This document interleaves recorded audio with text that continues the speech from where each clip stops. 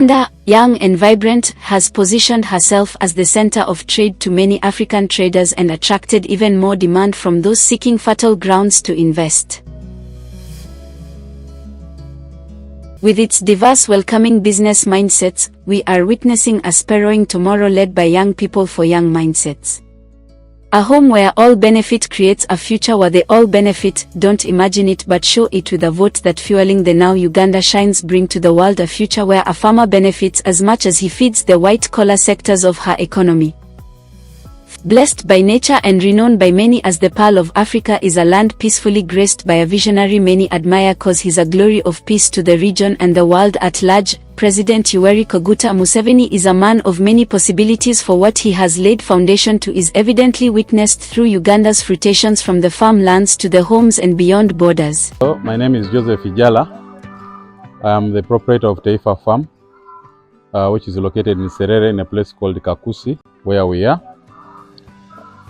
And in Taifa we have dairy, poultry, and we're also making laundry bar soap. But we also have the value addition aspect of the farm, where we produce yogurt and pack it, tin it for the market. This project started 11 years ago after an inspiration from His Excellency, the President of Uganda. Look at how the PDM projects are empowering the communities that feed the nations, and remember to vote for the courageous who protects with confidence that they will all prosper. A vote is everything you need to show the world how you have individually benefited from these government projects, as some of the benefactors can be your inspiration to achieve your biggest dreams now. I'm encouraging people to embrace the President's message. Now we have 50,000 layers, 25,000 in production, producing 500 trays of eggs every day. And the other young chicks get into production, we are going to be getting 12 million shillings per day. With that economic growth, we're looking at a future where the market can meet international standards, given that they have already exported to many countries across the world. The government now looks at uplifting that have met the international and more with projects like fruit packaging in Kapika Industrial Park, where the youth are learning as they earn to support their lives and also support those that they care to. Uganda has approximately 710 million coffee trees and an annual production of over 282,000 tons, about 4.7 million 60-kilo bags, as of late 2024, making it the 8th largest coffee producer globally, according to the Uganda Coffee Development Authority, UCDA. The sector is a vital part of Uganda's economy, employing over 5 million people and accounting for a significant portion of the country's foreign exchange earnings. Robusta coffee makes up about 80% of the total production, with Arabica accounting for the remaining 20%.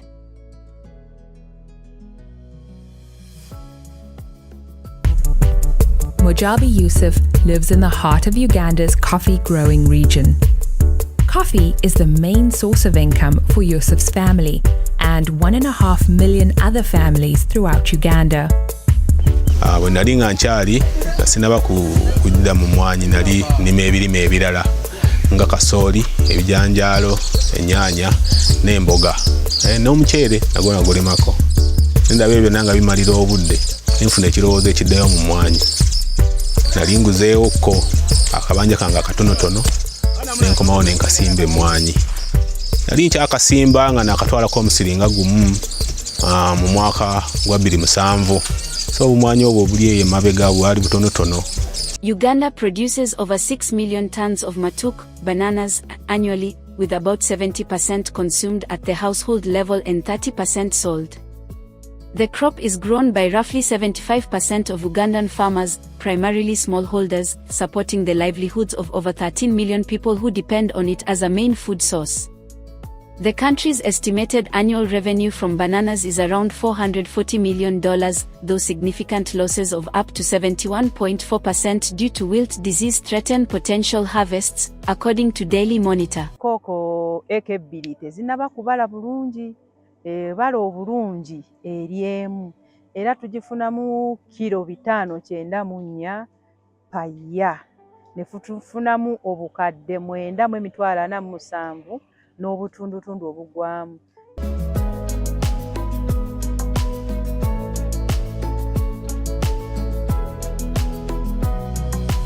In Uganda, over 4 million farming households cultivate maize, which provides livelihood and sustenance to a significant portion of the population. Investing in livestock data collection leads to evidence-based policy and decision-making and opportunities for sector investment.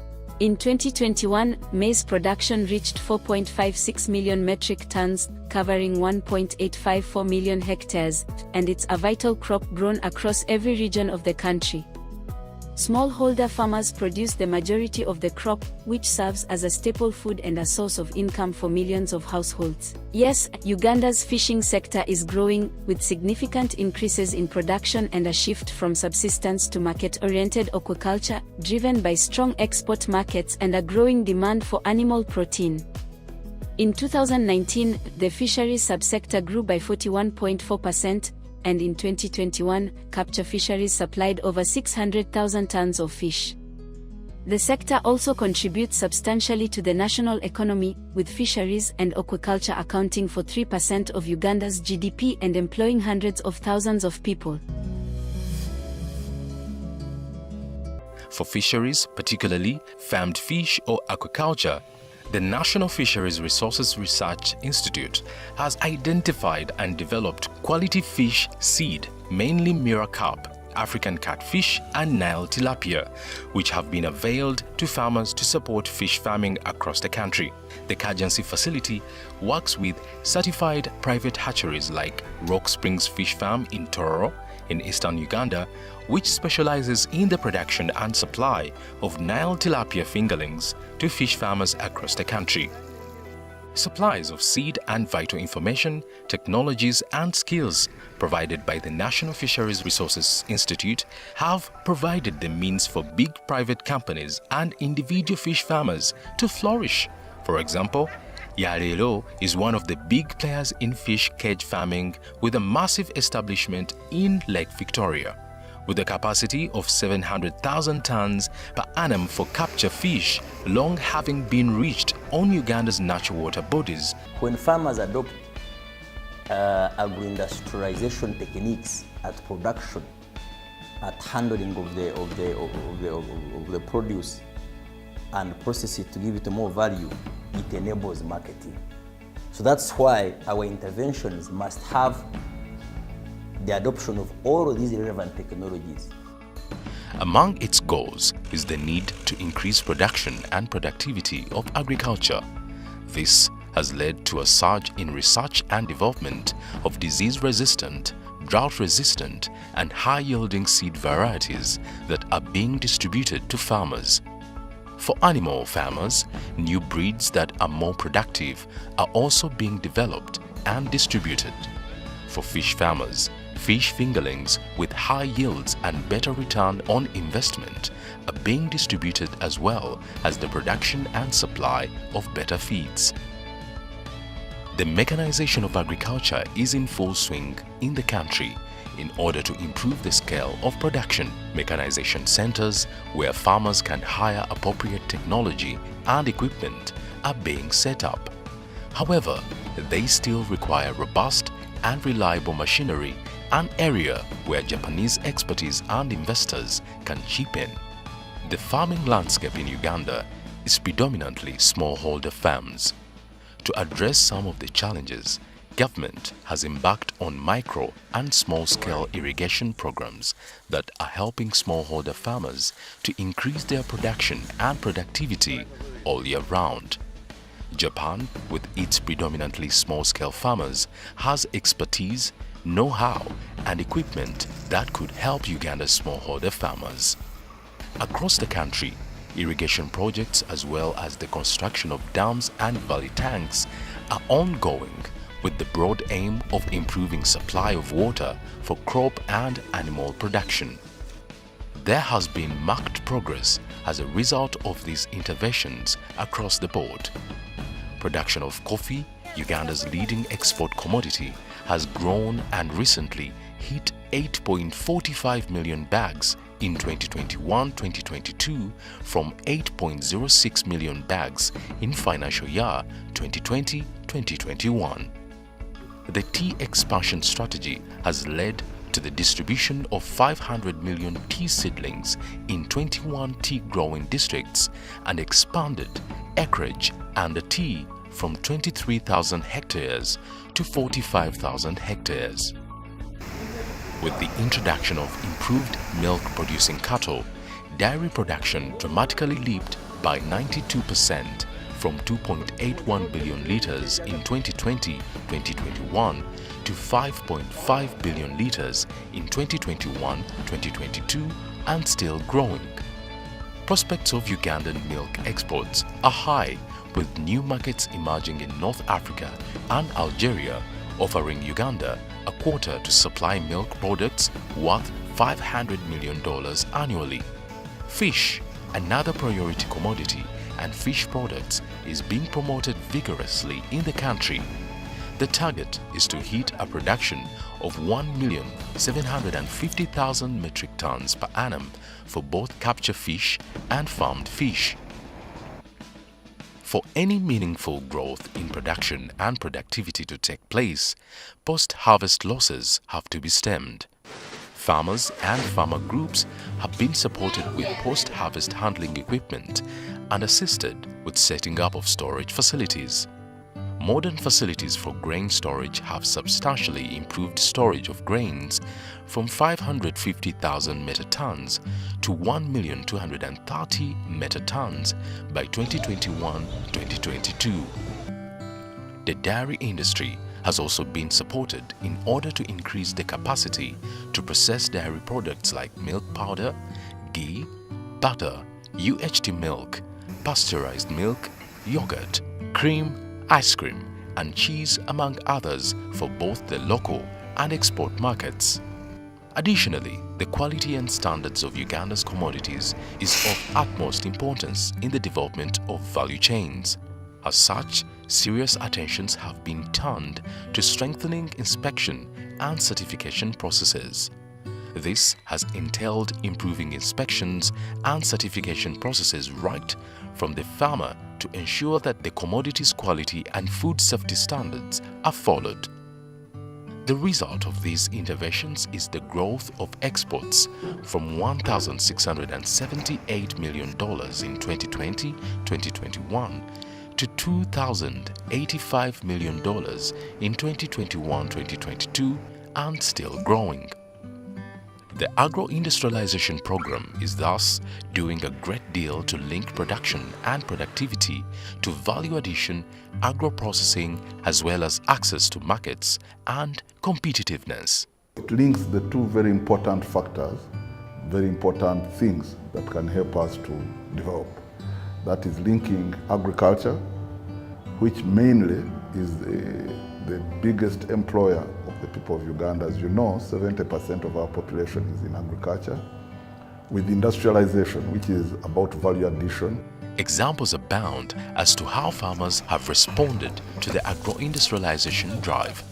Most coffee in Uganda is produced on smallholder farms. But large coffee estates like Clark Farm in Chenjejo district, for example, are being encouraged and actively promoted by government.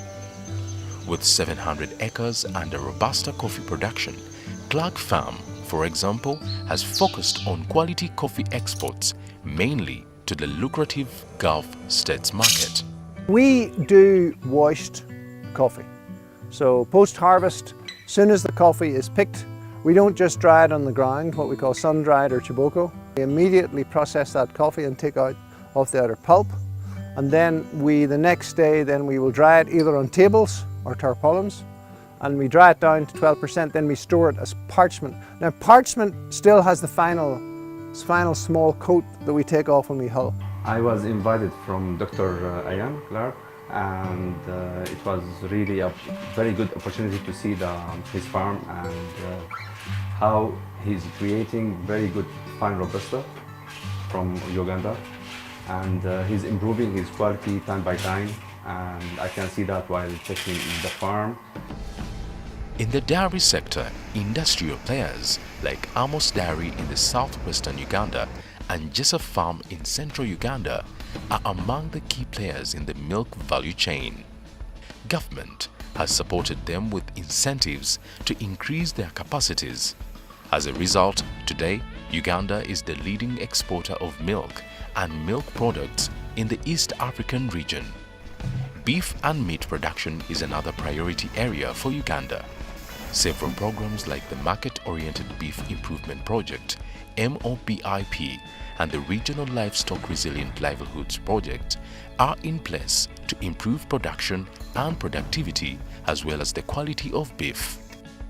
The beef industry has also been boosted by efforts to multiply and increase the number of animal feedlot farmers in the country. Encouraging the farmers to do feedlots and also to cultivate and grow pasture and feeds for animals, because if you do it, you feed almost 10 times as much as you would be feeding on range. At the marketing level, Pearl Meat is a private beef exporter with new markets in the Middle East, where demand for Uganda's organic and low cholesterol meat is growing. Horticulture exports have also increased progressively due to better inspection and certification processes that are leading to the quality and standards required by the international markets. For instance, the Uganda's Organic Uganda pineapple is acquiring respect and demand on the global market due to its unique taste and flavor, and the demand is growing. Fruits exports grew from $9.69 million to $13.86 million, while vegetable exports increased from $26.3 million to $27.37 million, thanks to rigorous phytosanitary and export certification processes. These and other outcomes point to the fact that the agro-industrialization program of Uganda has a mouth-watering offering of numerous investment opportunities. They are well spelled out and articulated by the Uganda Value Chains Development Strategy. It goes without saying that the agro-industrialization program is here to stay, and government sees it as the mechanism that will transform Uganda into a thriving middle-income economy. Under animal production, much has gone towards the improvement of breeds in order to increase dairy and meat production. We are giving a lot of thrust to science, our researchers. Good breeds of animals, the average milk yield of our cows, good milkers, good Minyankore milkers is about 6-7 liters. But Jaze, Mzungu Jaze, you can get 15 to 20 liters of milk per day. The breeding program is spearheaded by the National Genetics Research Center and Database. That has different breeds of animals that comprise of the dairy, the dual-purpose, and then the beef. So for the dairy, we have Asha, Jaze, Frisian, and Ganze. For the dual-purpose, we have Cimento, we have the Saiwal, and then we have the brown Swiss. These are kept for both meat and milk. And then we have the beef breeds, we have the Boran, we have the Brahman, we have the Black Angus, and many more. 15 breeding and production support structures have been constructed at each center farms out of 18 that were planned for the financial year 2021-2022. At Kasore Stock Farm in Kamuli District, for example, several works were at various stages of completion, while others were completed and operationalized. Genetic progress in livestock is being accelerated to increase availability and access to elite livestock seed. For this, NARO has established a livestock IVF platform to enable production of cost-effective and quality bovine embryos. It is the first of its kind in Uganda and has a capacity to produce 200,000 embryos annually at $100 per embryo. This compares favorably with imported embryos that cost $300 each. Private breeders are also licensed and are on hand to provide services across the country. For instance, Rubiera Dairy Investment in Kashari district has focused on breeding and supplying animals primarily for milk production. Cape Frisians, Jerseys and Ashires. Those are the 3 breeds that we keep here at the farm. Dairy farming is one of the priority agricultural enterprises where major milestones are being registered. Milk production in Uganda increased by a whopping 800 million litres and moved the country closer to a commercial production of nearly 4 billion litres per annum. This is due to improvements not only in breeds but also for pastures, animal health. For instance, stemming ticks and animal diseases such as foot and mouth disease is vital for Uganda's dairy sector to export regionally and internationally. The policy shift has been that FMD vaccine is free and compulsory, but the government has not been giving enough vaccine to cover the national herd. Because we have not been able to cover the national herd, we have changed the policy so that the government procures one time off enough vaccine and avail them to farmers. Every farmer will be vaccinating his animal twice a year and at his own cost. The government will be responsible for the cost of administration, cold chain facilities, and also extension work.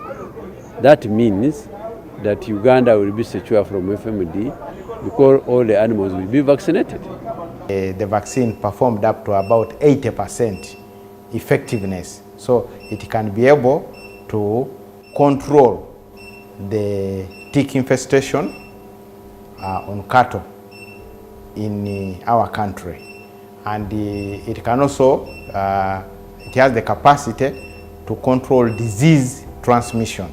You know, ticks transmit tick-borne diseases, so once you control the ticks, you are also able to control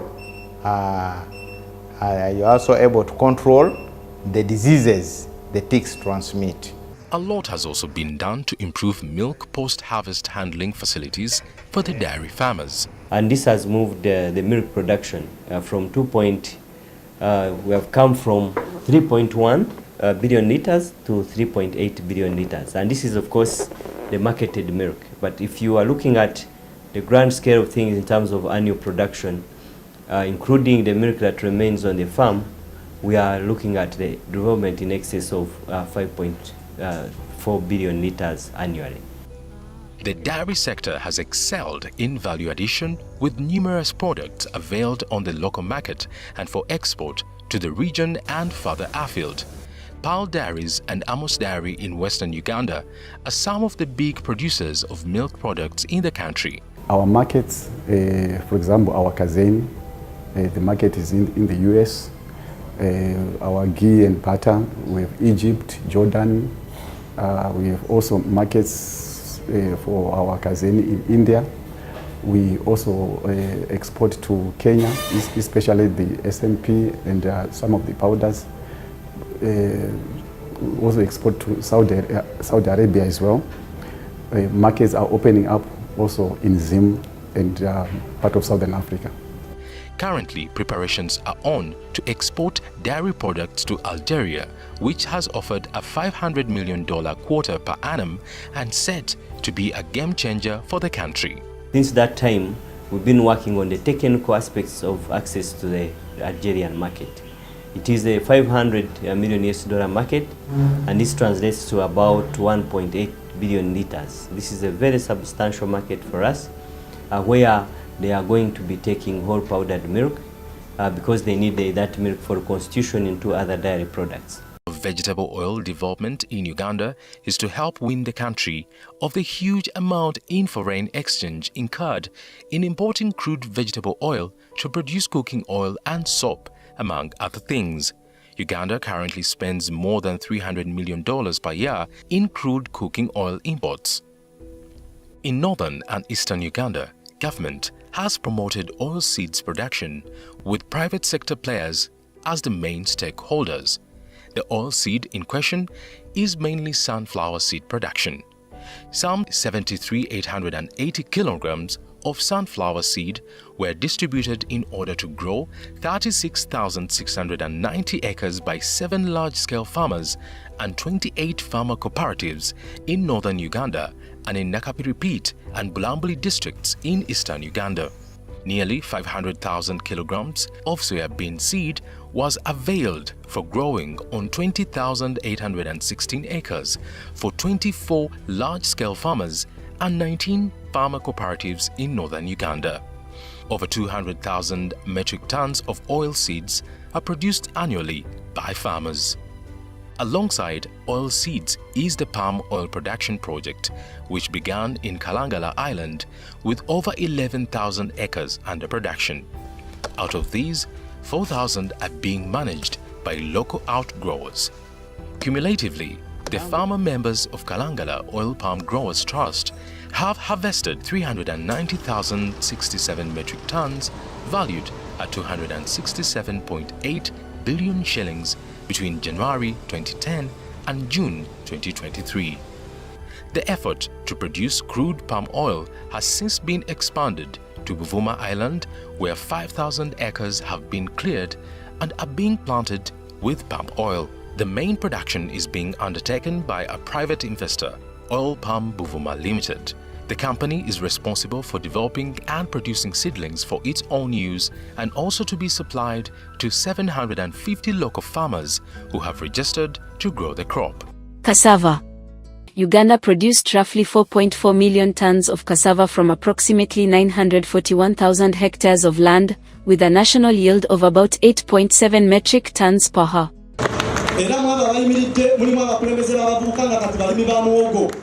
Cassava is a staple crop grown by about 29% of agricultural households across all regions, though it is most concentrated in the northern, eastern, and central areas.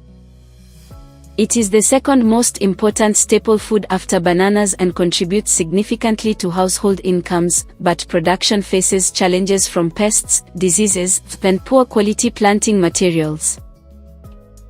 Uganda boasts of many innovations that are changing young people's mindsets to invest beyond their grandfathers' ideologies, nurturing the tomorrow they anticipate, cause they invest as the world changes and earn as the world earns. Meet the generations behind Uganda's success stories, from banking to mobile money, right in your palms, and remember that technology is now helping those with the skills to thrive and empower. The youth have embraced soft work and supported every sector differently to meet their goals' economic demands. The numbers are evident as the power that fuels them to inspire service delivery with precision, and your vote is the only choice you need to be part of these life-changing opportunities that have eased how the government can reach out to the hardest to reach communities inside its borders and the diaspora beyond. Markets. Some of the most challenged yet most vital to our communities are now benefiting to President Yoweri Kaguta Museveni's ideologies and inspiring their families to do the same with happiness that what they have can also be achieved by someone else too. If they invest in the right skills at the right time, for even the non-educated inspire by their success. No sector grows without challenges, and no challenge is bigger than the government, for the system only works if the people work with the government to change their communities through the various projects that exist through the various government systems. Every vote counts, and yours is even needed more, for you are informed to make the right choices that you wish others can also learn and upgrade their lives as you, the one we seek this vote from. Be the voice and support the leader who has governed us with moral and prosperity for all. Boda Bodes. A sector in Uganda that has helped many from poverty to success, yet many despise. President Yoweri Kaguta Museveni has empowered many youth through the PDM projects, Operation Wealth Creation, among others, and is still willing and much committed to change more lives if trusted by you to lead and protect the gains you've toiled to achieve. Your vote is all we seek to change more lives. With more loan empowering schemes and more youth skilling projects, not only you benefit when you ride through the streets of this country easier than ever, for the environments enabled by these government projects have spurred economic growth beyond ordinary skills. Business. Banking, the driving arm of our economy as referred to by various scholars, is thriving with opportunities for all, from financing the educated to enticing the investors beyond its horizons to make Uganda their home of innovations evidently within different sectors that enable communities with international opportunities. So it is in the interest of bringing this service closer to the people that I had to look around for agency banking. So because of ABC, agency banking, the platform that has enabled banks to share a single platform, you find like it has helped me get so many clients. With the telecom companies enabling transactions like Visa cards on every registered SIM card, we are eyeing a competitiveness enabling sustainability without age for the young live to upgrade the old with the latest trends that are fueling their peers to thrive and afford the economic challenges they meet. Exports. Today Uganda exports not only goods and service but even more talents and experts to different parts of the world by enabling the young to outsource from the availability of jobs in other countries. Through the Office of the Presidential Advisor on Exports and Industry, Uganda is boosting various trade hubs created across the world, making it easier for investors to see more opportunities while the local business personalities celebrate the opportunities to sell directly to the consumers availed by these various government initiatives. It sounds sci-fi until you digest it, that the time you spend in queues and the time wasted in flights to meet is now being saved by the internet and easing service delivery to every worker and employer across the nation and beyond. Which is why your vote even matters more than ever, for protecting your gains comes from your decision to protect your investments first, and you eager to trust someone to deliver that to you again, for they have delivered that which has inspired more to be better than their predecessors. Agro-processing. The government has invested in more trade routes to enable more processed products to be exported to various markets, and young people are benefiting while also entrepreneuring with a purpose. President Yoweri Kaguta Museveni is not only here to provide funding through various opportunities but also here to seek your vote of confidence that he will even deliver Uganda's products to every corner of the world. With what's already changing people's lives, every Ugandan can only expect it to be better if we think of tomorrow more by working towards achieving greater goals than the competition created by imported products. Think big, for the pitch is level for all to progress with ease but with skills too. The government has so far invested in different industrial parks to support export of a finished product more than raw materials, cause value addition achieved on every finished product is another shilling to the economy. Infrastructural development. Energy. The NRM government has invested in what matters most to our livelihood, and the energy sector is thriving ever since 1986 because our communities deserve all the greatness many Ugandans have only enjoyed in dreams and entertainment content. From hydro to solar energy, Uganda's economy is providing more jobs to the young people and hope to the elders that their toil is indeed worth every smile on their cheeks, with better paying jobs for them, their children, grandchildren and great-grandchildren too. Climate action. Uganda is in Africa, and Africa is among those predicted to be worst hit by climate change, which is why the government is investing in the clean energy solution faster than ever, for without a safer population, our economies won't survive. Kira Motors is pioneering locally made vehicles that are designed for the future while proudly made in Uganda by Ugandans. Projects like the EV Keula are employed while educating the young that will do more for the future of nature for humanity. Clean energy is empowering communities to save and invest time differently for the habitat we homely live. There is more to do, which is why President Yoweri Kaguta Museveni is seeking your trust to be the leader you admire even more by his works and not his words. Railway. Uganda is working with the rest of the world to witness and achieve by rebuilding the old rails to meet the now demanding needs of her economy and promising great opportunities to the population she cares to. It's with such infrastructure that our economy thrives. Water.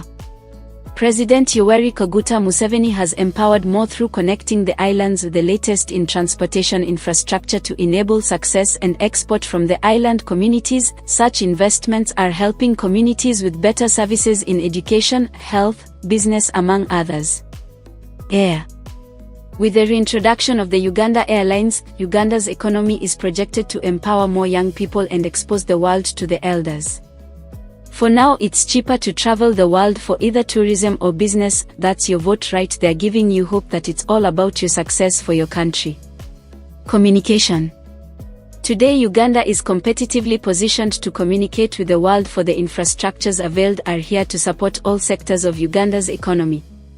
With better systems comes better mindsets, for an informed community is a better decision maker and a better business competitor. The internet has supremely spearheaded the race to better communication and welcoming more investments while providing better paying jobs for all, and this is because the system is well positioned to provide better citizens for our world of tomorrow, better than the older mediums of communication. Communication enables progress.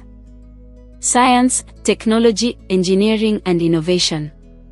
The government has invested more in resources that propel a better economy for all, from educational to vocational institutions. Uganda's future is brighter than ever with the greater foundation created by the NRM government and the President Yoweri Kaguta Museveni. The government is a pivot of freedom for the communities it serves, have achieved all through cooperation, peace, unity, motivation and anticipation. Tourism. Wildlife, culture, heritage and history are the greatest revenue generators, and President Yoweri Kaguta Museveni has and is still doing everything in his power to get Uganda to the highest podiums in tourism, as its name says that it's the Pearl of Africa, a gift to humanity and a blessing to our universe for its rich history in our civilization as humans. Home to the Murchison Falls, where the waters of the Nile with a loud crashing sound squeeze through a narrow gorge, turning into the world's most powerful waterfall. Home to 20 primate species, the highest concentration of primates on the continent of Africa. Home to a total of 1,060 bird species, 11% of the world's bird species, including some of the world's rarest and most spectacular birds. Home to the Lake of Small Birds, Lake Bunyonyi, the second deepest freshwater lake in Africa, dotted with 29 islands, a nirvana for bird lovers, and home to not just the magnificent buffalo, elephant, leopard, lion and rhino, but also to the rare tree-climbing lions of Ishasha, the Nile crocodile and half of the world's famous endangered mountain gorillas. Uganda is nothing short of a wildlife lover's paradise, with 10 national parks, 12 wildlife reserves, 5 community wildlife management areas, and 13 wildlife sanctuaries. On arrival at Entebbe International Airport, contemplate spending a day or two to experience Entebbe's most attractive features. Found along the shores of Lake Victoria, Entebbe makes for an appealing introduction to Uganda with its historical gems and picnic-inspiring views. As you stroll along or ride that bicycle, experience the most endearing feature of Uganda, the friendly and approachable nature of its people. Play a game of golf at the open expanse of the 18-hole golf course sloping towards Lake Victoria, or pay a visit to the zoo, the Uganda Wildlife Education Center, which is right next door. Or better yet, relax at one of the many beaches that line the shores of the Lake Victoria, or cross to any one of the Sese Islands to indulge in some swimming, birdwatching and sport fishing. On your return, perhaps shopping at the Entebbe Craft Village to get an early start on collecting those souvenirs would be in order. West of Entebbe is the Mabamba Swamp, which extends across a shallow, marshy bay on Lake Victoria's northern shore, the guaranteed most reliable place in the country for the famous shoebill sightings. Education. Apart from trading among the best English-speaking countries, we are also becoming greater at white-collar jobs and uplifting our communities with better, for many are informed to make informed decisions. With the help of other stakeholders, the government is providing free fundamental basic to all to be greater than the then Uganda was. Many educational institutions have been introduced and others upgraded to provide and meet the demanding growth in Uganda's population. Health. With a booming base of more elites in Uganda's population, the government has empowered and provided resources to cater to the needs of every voter with ease.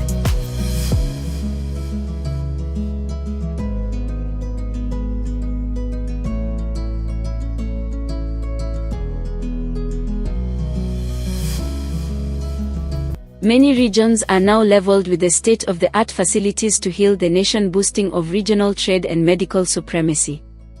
Justice and equity. Every nation stands if its citizens are abiding with the law and working towards perfecting it for better service delivery to its citizen. The justice system is obligated and has truly stood out as the father of ethics in Uganda's economic civility. Action for disaster/war-ravaged areas. Uganda has experienced many challenging times, but the government is always with its communities to rebuild, compensate, rehabilitate and reshape the economy its nature to harmony. Special interest groups. President Yoweri Kaguta Museveni has and will always be on the forefront of people with special interests, for we all equal to God, and Uganda is a country created by faith, as its motto says, for God and my country. Security.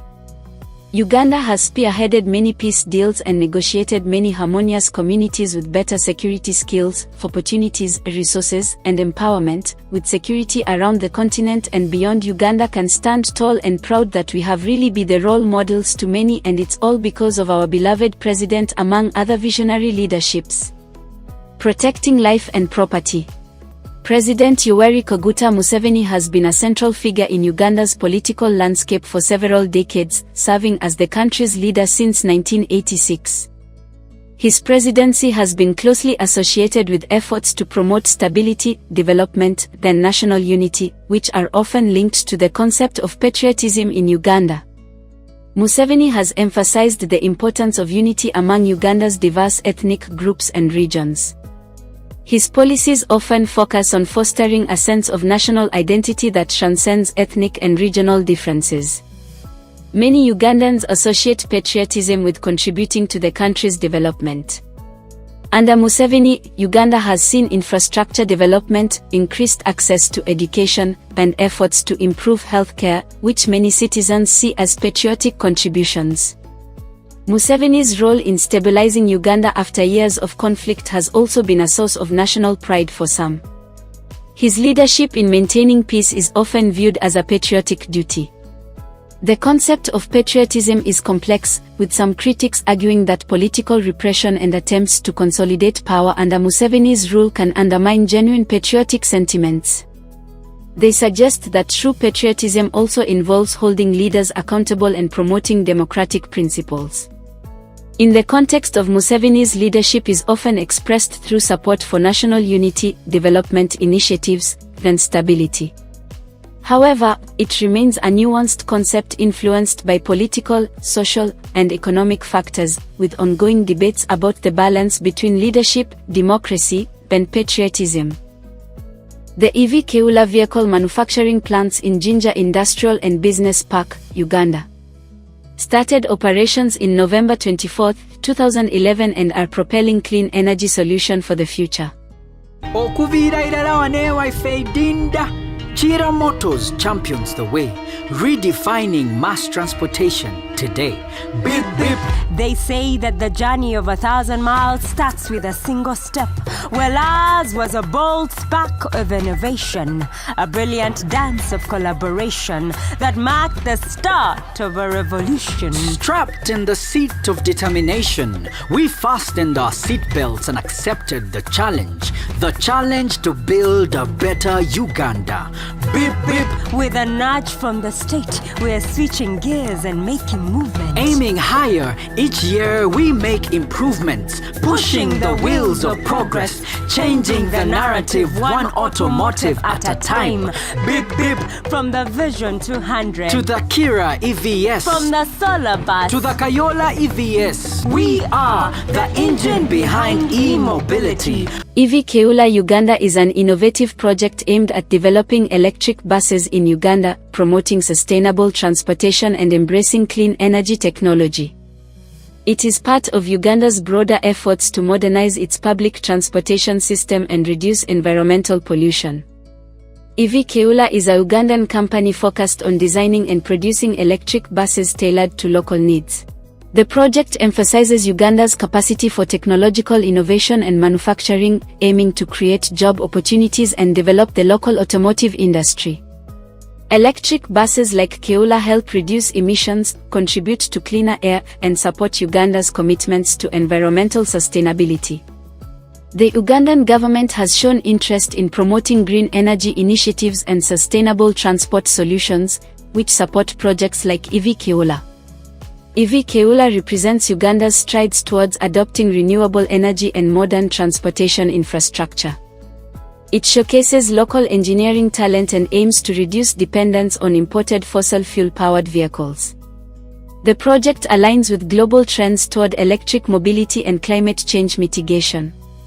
Overall, EV Keula Uganda is a symbol of innovation and environmental consciousness in Uganda's transportation sector. Youth training factories. Uganda had over 5,000 factories by mid-2024, a significant increase from 80 in 1986. This growth in the industrial sector has created jobs for over 1.3 million people and shows the government's effort to industrialize the nation by focusing on sectors processing agricultural products like coffee, tea, and sugar. Onka Planta Uganda Limited develops products for animal, plant, and human health using indigenous Ugandan plants. We are leveraging knowledge of traditional plants in Uganda to develop products for the market. For human health, we process oils and also have herbal medicine. We began with shea nuts, which everybody knows, the shea butter. We began with shea because it was a low-hanging fruit. This expansion has created over 1.3 million jobs in the industrial sector, contributing to the country's economic development. The growth is a result of the government's strategic efforts to industrialize Uganda, as outlined in the National Industrial Policy.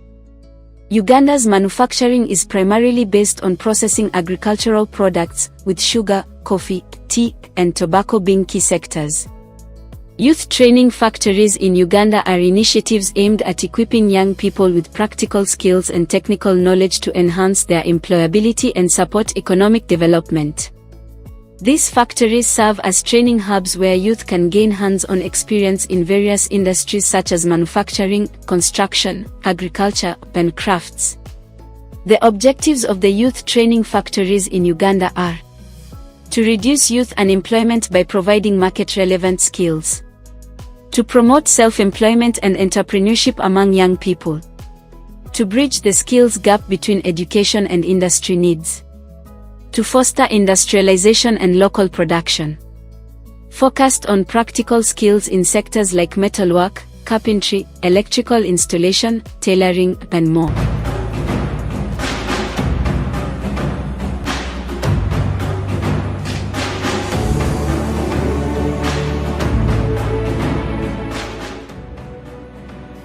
The new technology should help all people to produce products and services according to the principles of comparative advantage.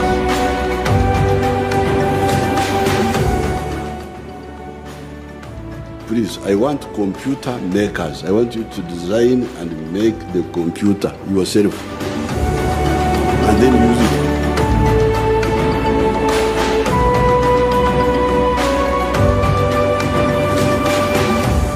This achievement was established through collaborations between government agencies, private sector, and development partners. This success is driven by initiatives such as the Ministry of Education and Sports, Ministry of Gender, Labor and Social Development, and organizations like the Uganda National Apprenticeship Scheme. These projects are situated in different regions to promote regional development and access. Notable examples are Uganda Youth Skills Training, UYST, a government program aimed at training youth in various trades. Youth Livelihood Program, supported by the government and development partners to empower youth through vocational training and entrepreneurship support. Specific regional training centers, established in districts to foster local skills development. The impacts are evident from increased youth employment rates, enhanced technical skills in local communities, support for small and medium-sized enterprises, SMEs, then promotion of vocational education as a viable career path. Skilling the girl child. The Ugandan government has implemented various programs and initiatives to empower and skill the girl child, aiming to promote gender equality, reduce poverty, and enhance socio-economic development. Here are some key ways the government is skilling the girl child in Uganda. The government encourages girls to participate in vocational training through specialized programs, technical colleges, and skills development centers. Initiatives like the Uganda Skills Development Project, USDP, aim to increase access to technical education for girls and boys. Programs such as Girls Education and Women Empowerment focus on building leadership skills, confidence, and entrepreneurship among girls. The Girls Education Policy aims to improve access and retention of girls in school, which is foundational for skill development. Establishment of girls-only vocational training centers and women's entrepreneurship hubs to create safe and supportive learning environments. These centers provide training in trades such as tailoring, hairdressing, agriculture, and technology. The government implements programs to reduce dropout rates among girls, especially in rural areas, ensuring they complete their education and have access to skills training afterward. Conditional cash transfers and incentive schemes are used to motivate girls to stay in school. Initiatives like youth livelihood programs provide training and resources for young women to start small enterprises, particularly in agriculture, crafts, and trade skills. Special focus on girl mothers and vulnerable girls to improve their livelihoods. Community sensitization campaigns aim to challenge gender stereotypes and promote the value of girl-child education and skills development. Engagement of local leaders and parents to support girls' participation in training. The government collaborates with organizations like UNICEF, UN Women, and others to implement programs targeted at girls' empowerment and skills development. We are witnessing an increased enrollment and retention of girls in vocational and technical training. They registered and she was among the beneficiaries that got PDM money. For your account, million HL. What reached her account was 1 million. She withdrew 970,000. She left 30,000 to keep the account. Apio, I want to thank Apio and her husband.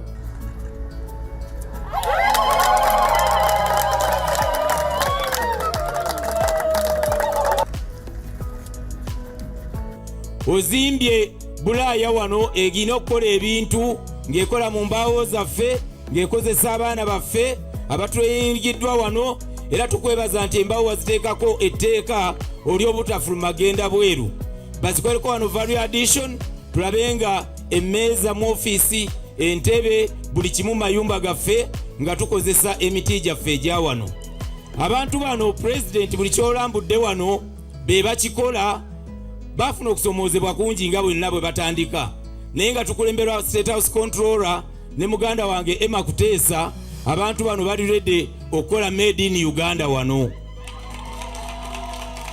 Tuli basiimu nnyo ekitenkanika mwebale kutwagala ffenna kubanga ffenna bwe tuli kubanga mutwagala. Ayo excellence nze nzijukira abantu bano nga bali ensambya embeera yali mbi nnyo webale kubafunira kifo wakukolera ne maama era nze mmanyi nnyo ekyaliwo awo kubanga nange wampandikirako no ng'agenda olaba abantu abo n'abaali badduse okuddayo naye kati tebakyaddayo beetonze. Enhanced economic independence for young women plus improved awareness of gender equality and women's rights. Though these projects have been challenges by cultural norms and early marriages which limit opportunities for some girls. Limited access to training facilities in remote areas is also another factor hindering success. Skilling the girl child. The Ugandan government has implemented various programs and initiatives to empower and skill the girl child, aiming to promote gender equality, reduce poverty, and enhance socio-economic development. The government encourages girls to participate in vocational training through specialized programs, technical colleges, and skills development centers. Initiatives like the Uganda Skills Development Project, USDP, aim to increase access to technical education for girls and boys. Programs such as Girls Education and Women Empowerment focus on building leadership skills, confidence, and entrepreneurship among girls. The Girls Education Policy aims to improve access and retention of girls in school, which is foundational for skill development. Establishment of girls-only vocational training centers and women's entrepreneurship hubs to create safe and supportive learning environments. These centers provide training in trades such as tailoring, hairdressing, agriculture, and technology. The government implements programs to reduce dropout rates among girls, especially in rural areas, ensuring they complete their education and have access to skills training afterward. Conditional cash transfers and incentive schemes are used to motivate girls to stay in school. Initiatives like youth livelihood programs provide training and resources for young women to start small enterprises, particularly in agriculture, crafts, and trade skills. Special focus on girl mothers and vulnerable girls to improve their livelihoods. Community sensitization campaigns aim to challenge gender stereotypes and promote the value of girl-child education and skills development. Engagement of local leaders and parents to support girls' participation in training. The government collaborates with organizations like UNICEF, UN Women, and others to implement programs targeted at girls' empowerment and skills development. Nze mukyala birungi Margaret nsomesa embroidery wano ku skilling the girl child ewandegeya kyendabye mu course eno ya embroidery okuyamba abaana abawala oba buli muntu yenna eyali gyagadde nange ndi musanyufu ku mutima lwa nsonga omwana ajja nga tamanyi kyalaani ngeri ki gye bakituulako ajja nga tamanyi ngeri ki gye bakitandikamu atandikiriza mpola mpola okukwata ekyalaani ekyo n'atandika okukisamba. Abawala bano bayize ebyekukola bingi nnyo mu koosi eno ya embroidery. Bayize okukola nga laptop bags oba shopping bags. Bayize okukola quilting nga obusuuka bw'abaana. Bayize okukola nga cushions bwe buntu obupiro bw'omu ntebe nga bateekako designs. Babwetungira ate nga bateekako designs.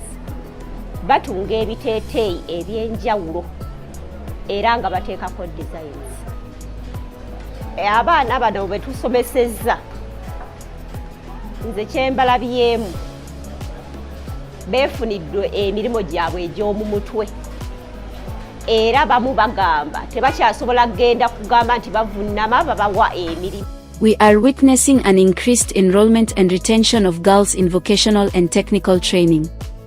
Enhanced economic independence for young women plus improved awareness of gender equality and women's rights, though these projects have been challenges by cultural norms and early marriages which limit opportunities for some girls. Limited access to training facilities in remote areas is also another factor hindering success. The history of education in Uganda is a reflection of the country's social, political, and economic development over time.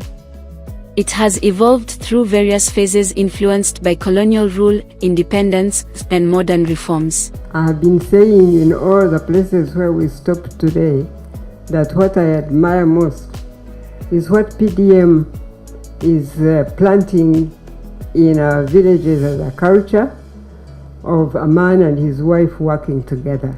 Early history of education in Uganda starts from as far as the pre-colonial period. Traditional education was informal, centered around cultural practices, oral traditions, and apprenticeship in crafts, farming, and leadership roles within communities.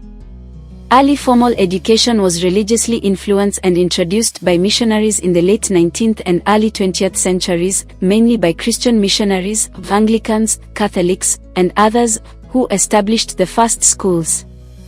The colonial era, 1894 to 1962, gave birth to formal education in Uganda. The British colonial administration established schools to serve administrative needs and convert Africans to Christianity.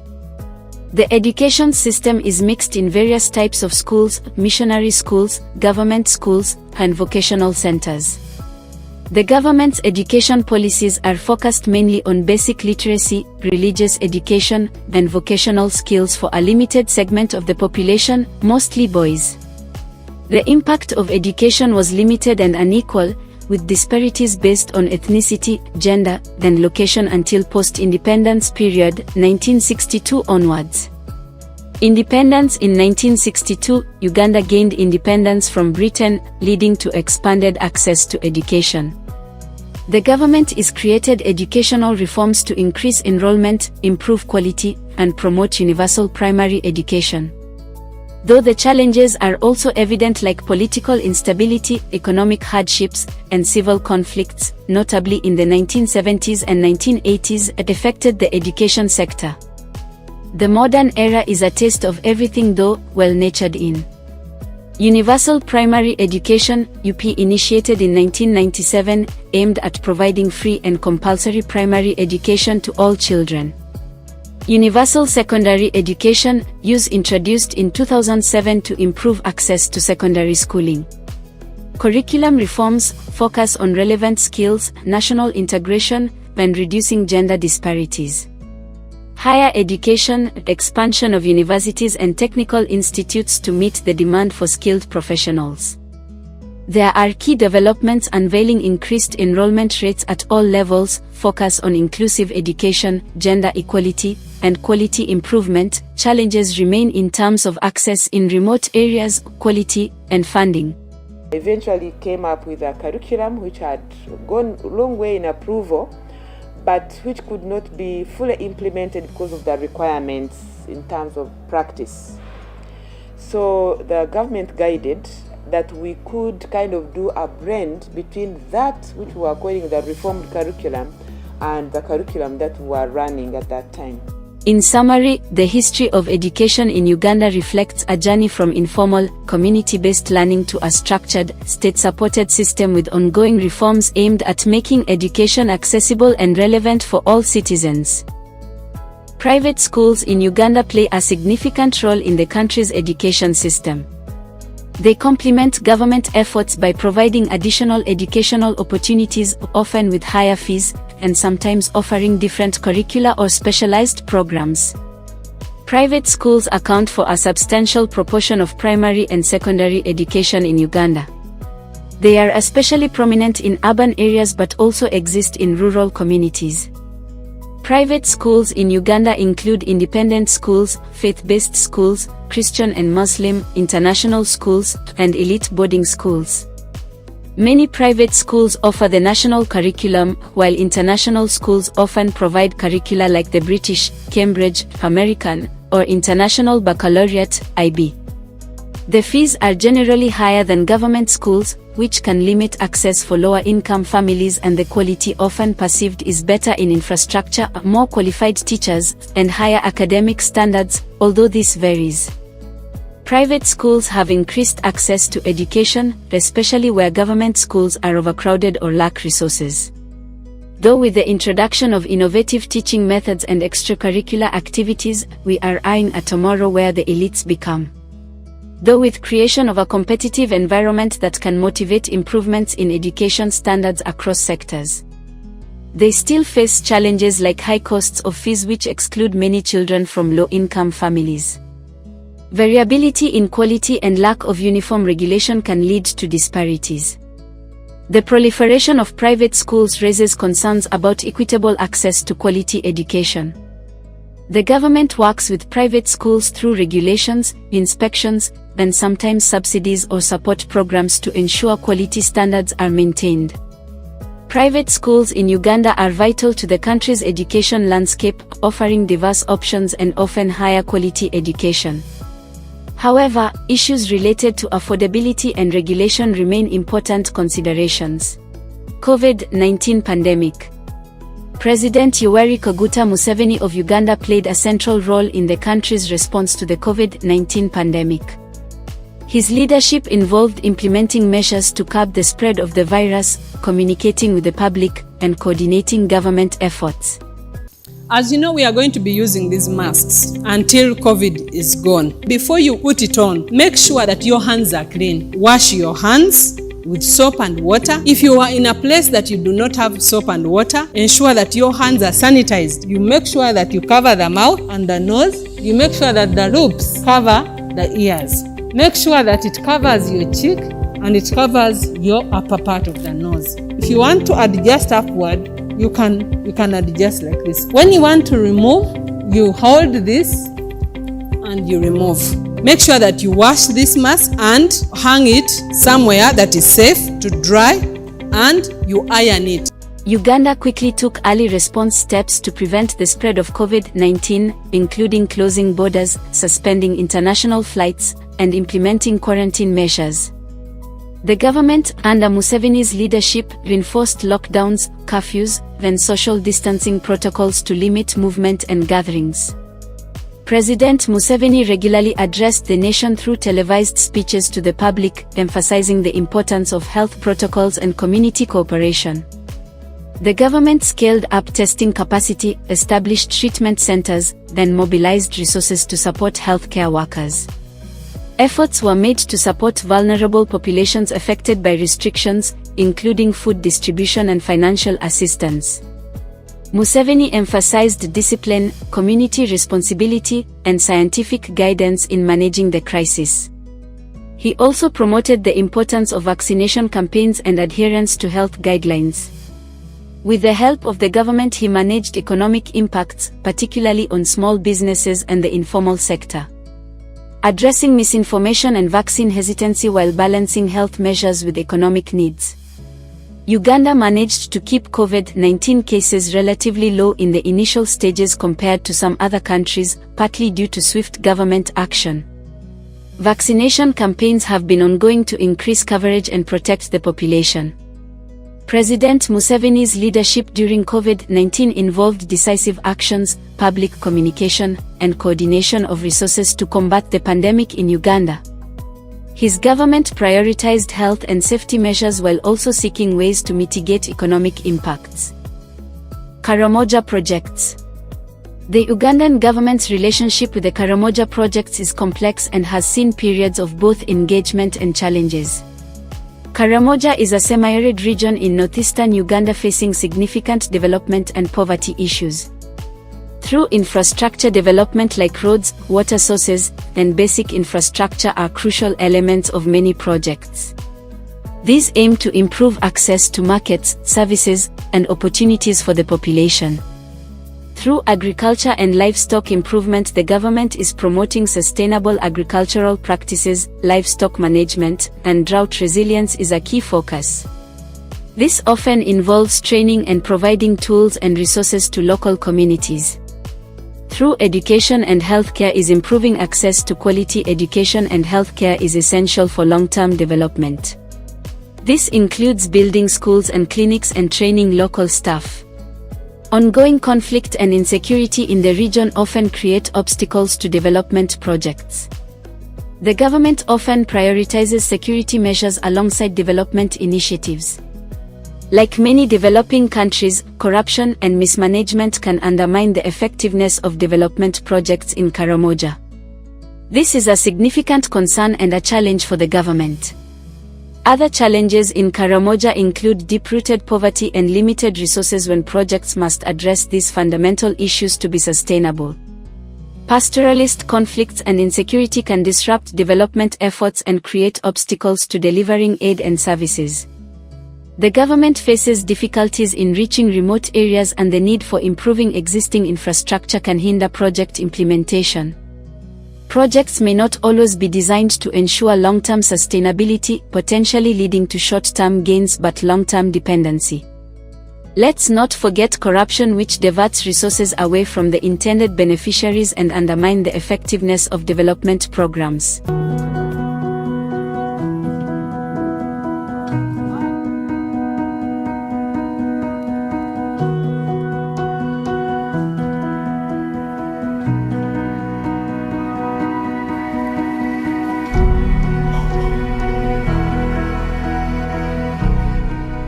UNICEF supplies us with the RUTF for clients admitted in outpatient therapeutic care without medical complications. They supply us with the formulas, that is F75 and F100 with the razor mop for the management of children admitted in the inpatient therapeutic care in hospital.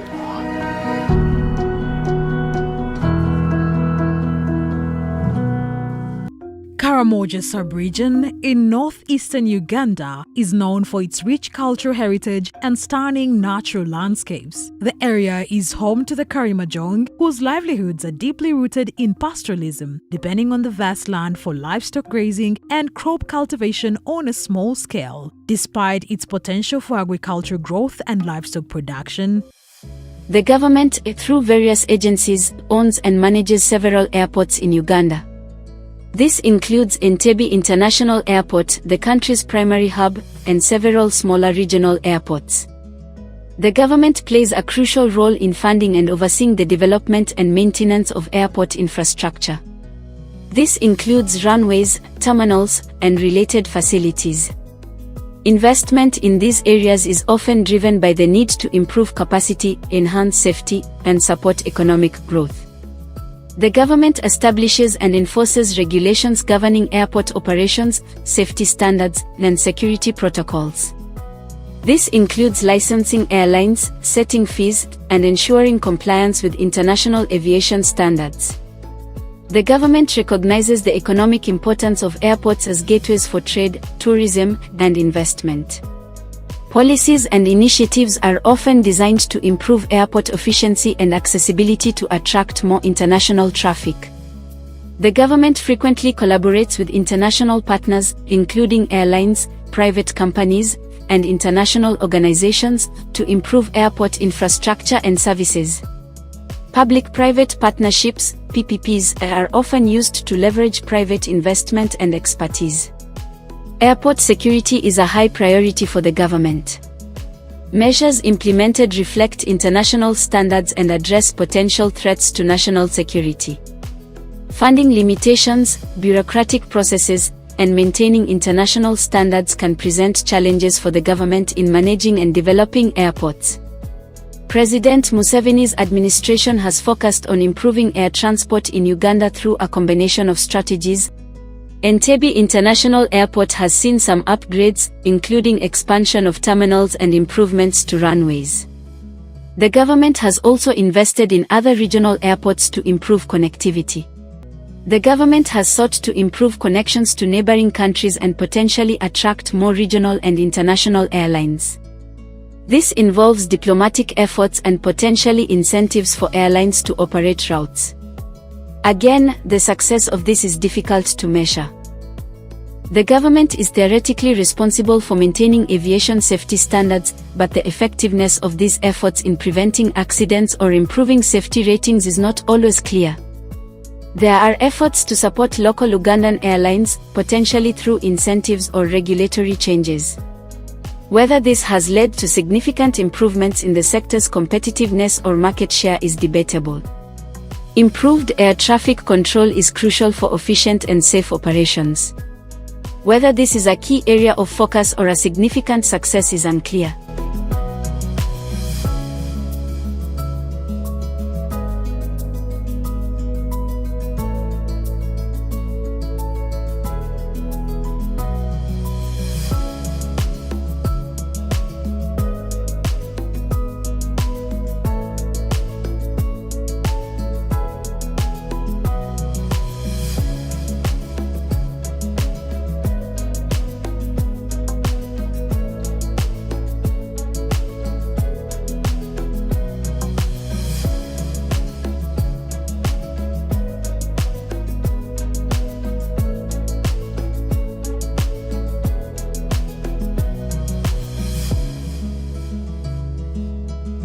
The Ugandan government has made some efforts to improve the football game in the country, but the results have been mixed. There's been a focus on infrastructure, but also challenges in terms of player development, coaching, and overall governance of the sport. The government has invested in building and improving stadiums, aiming to provide better facilities for matches. This can be a positive step, but it's only one part of the equation. Government support for national teams can help with training, travel, and other expenses, potentially leading to improved performance. Some initiatives might exist to encourage participation and develop young talent. In some cases, the government might provide funding or other assistance to clubs. However, challenges remain like corruption and mismanagement of sports funds and resources can hinder effective development. Sporadic or insufficient support over time can limit progress. While infrastructure is important, the real long-term growth of the game often depends on nurturing young talent at the local level. The quality of coaching at all levels needs to be improved for sustainable growth. Successes are often overshadowed by challenges related to funding, implementation, then governance. Uganda is a blossoming hub to many sports talents and football is among the trending many with various stadiums already nurturing local talents. Enekivubo Stadium with a capacity of 35,000. Akibua Stadium, new, with a capacity of 30,000. KCCA Football Club Kampala. St. Mary's Stadium Kitenda with a capacity of 15,000 was inaugurated in 2017. Banamoya Stadium with a capacity of 5,000. Hoima National Stadium, new, with a capacity of 20,000. Mutesa 2 Stadium Wankolukuku with a capacity of 20,200. Lugogo Stadium.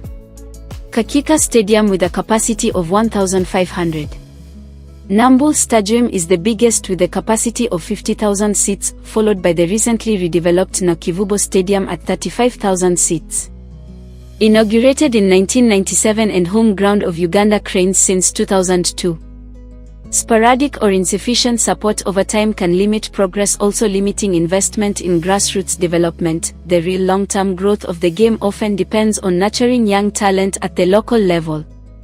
The quality of coaching at all levels being improved for sustainable growth. The Ugandan government is actively developing its oil and gas industry, but the extent to which it's shifting towards clean energy is a complex issue.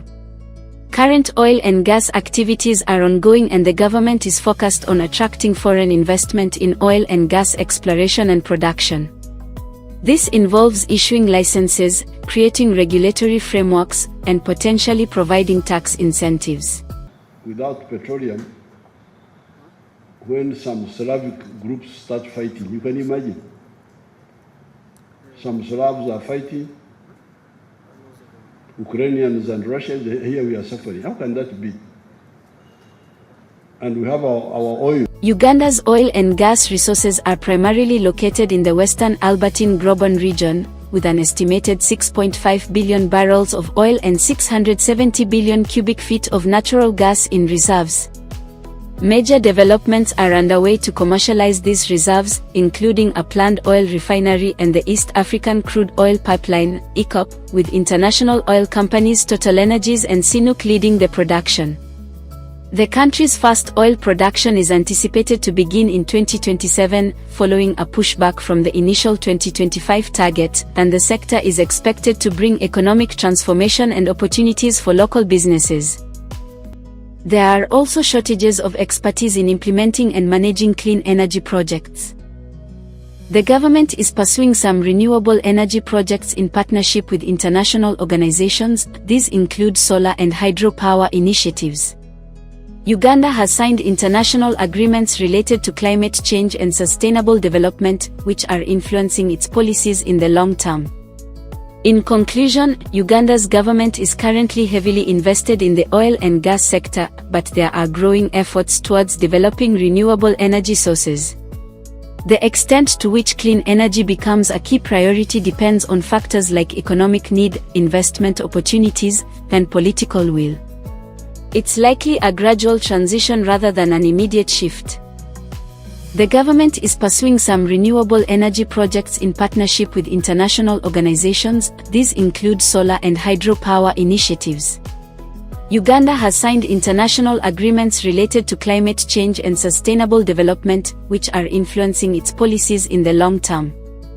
The Ugandan government has shown interest in promoting clean energy solutions, including electric bikes (e-bikes), as part of its broader efforts to reduce reliance on fossil fuels and address environmental concerns. However, the progress of electric bikes as a clean energy initiative in Uganda is still emerging. There have been some pilot projects and initiatives to introduce electric bikes in urban areas, especially in Kampala and other cities. These aim to offer affordable, eco-friendly transportation options and reduce emissions from traditional motorcycles and vehicles. International organizations and NGOs have partnered with the government to promote sustainable transportation, including e-bikes. Some funding and technical support have been provided to encourage adoption. E-bikes are mostly imported, but there is potential for local assembly or manufacturing in Uganda, which could boost adoption and affordability. E-bikes and their batteries tend to be expensive, limiting widespread adoption among the general population. There is a need for charging stations and maintenance infrastructure, which are still developing. Limited awareness about the benefits of e-bikes and resistance to changing traditional transportation modes can slow progress. The government is still developing policies, standards, and incentives to promote electric mobility, including e-bikes. Continued support, policy development, infrastructure investment, and awareness campaigns will be essential to accelerate this transition and make e-bikes a significant part of Uganda's clean energy efforts. The government of Uganda is actively investing in the development and improvement of roads and bridges to enhance infrastructure, promote economic growth, and improve connectivity across the country. These investments are part of broader national development plans aimed at boosting trade, mobility, and access to services. Under the National Road Network Expansion and Rehabilitation Initiatives, the government is upgrading major highways, including the Kampala-Gulu, Kampala-Mityana, and other key routes, while also rehabilitating the rural and arterial roads to improve access to remote areas, facilitating trade and mobility. Current road projects in Uganda include the Busega-Mpigi Expressway, the Kaboko-Yam-Moyo Road, expected to start construction in 2025, and key roads supporting oil exploration and community access like the Hoima-Butiaba-Wansiko Road.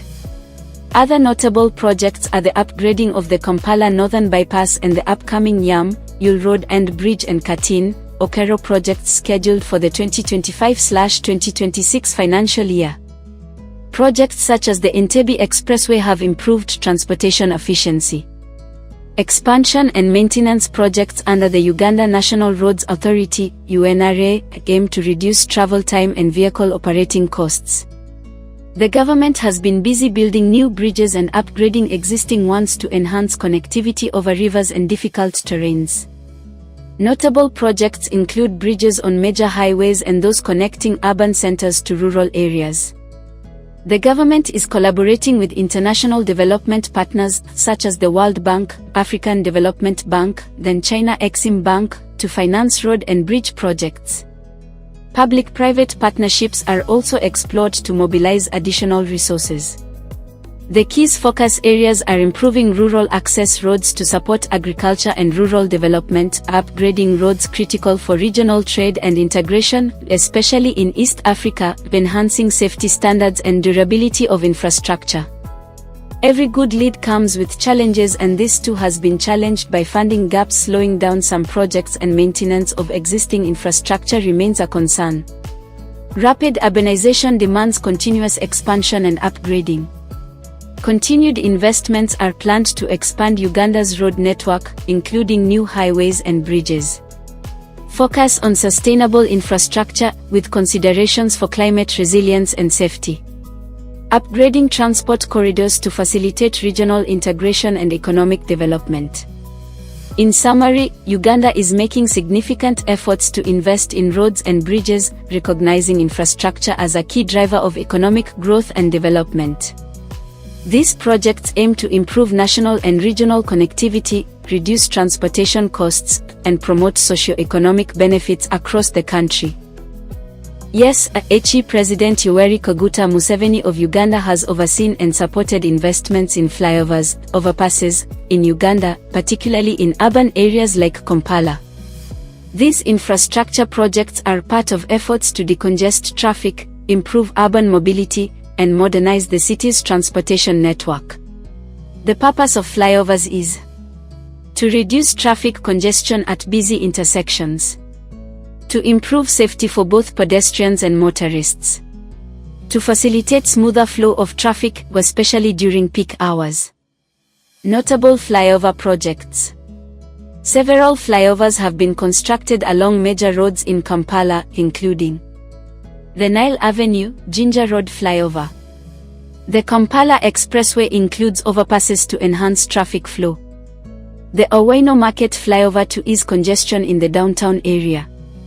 Some towns are also exploring or implementing flyover projects to improve urban transport.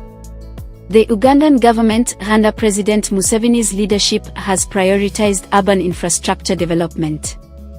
Funding flyovers comes from government budgets, supplemented by loans or development partner contributions, such as the African Development Bank, AFDB, and other institutions.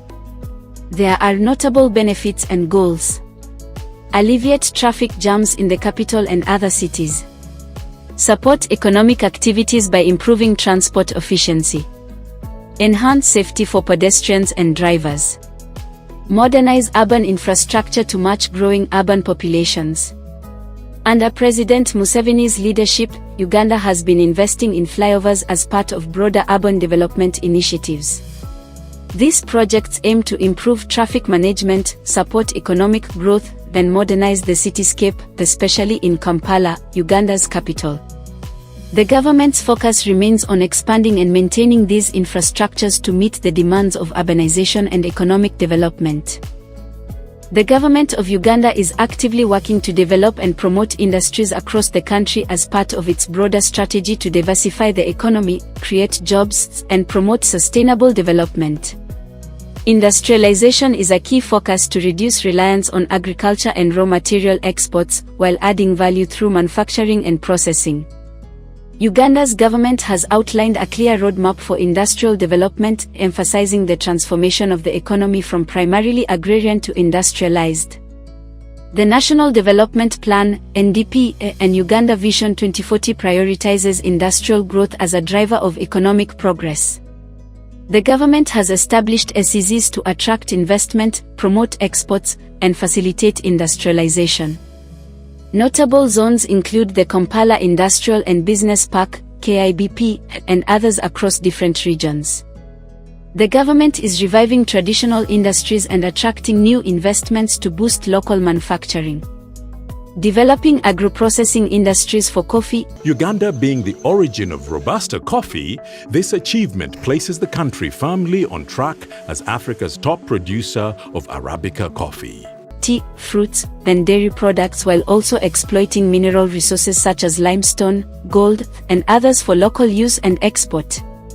Promoting cement, bricks, and other building materials to support infrastructure development. Developing local production of medicines and industrial chemicals. We are committed to improving and extending people's lives, ensuring the right medicine is available at all times. Tax holidays, duty exemptions, and other incentives are offered to attract both local and foreign investors. Public-private partnerships are encouraged to expand industrial capacity. The government is improving energy supply, transport networks, and industrial parks to create a conducive environment for industrial growth while also investing in power generation and transportation infrastructure to support industrial activities. There have been challenges and strategies have been set from addressing power shortages and high energy costs, enhancing skills and technical capacity, improving access to finance for small and medium-sized enterprises, SMEs, promoting innovation and technology. President Yoweri Kaguta Museveni has been a central figure in Uganda's political landscape for several decades, serving as the country's leader since 1986. His presidency has been closely associated with efforts to promote stability, development, and national unity, which are often linked to the concept of patriotism in Uganda. Museveni has emphasized the importance of unity among Uganda's diverse ethnic groups and regions. His policies often focus on fostering a sense of national identity that transcends ethnic and regional differences. Many Ugandans associate patriotism with contributing to the country's development. Under Museveni, Uganda has seen infrastructure development, increased access to education, and efforts to improve healthcare, which many citizens see as patriotic contributions. Museveni's role in stabilizing Uganda after years of conflict has also been a source of national pride for some. His leadership in maintaining peace is often viewed as a patriotic duty. The concept of patriotism is complex, with some critics arguing that political repression and attempts to consolidate power under Museveni's rule can undermine genuine patriotic sentiments. They suggest that true patriotism also involves holding leaders accountable and promoting democratic principles. In the context of Museveni's leadership is often expressed through support for national unity, development initiatives, and stability. However, it remains a nuanced concept influenced by political, social, and economic factors, with ongoing debates about the balance between leadership, democracy, and patriotism.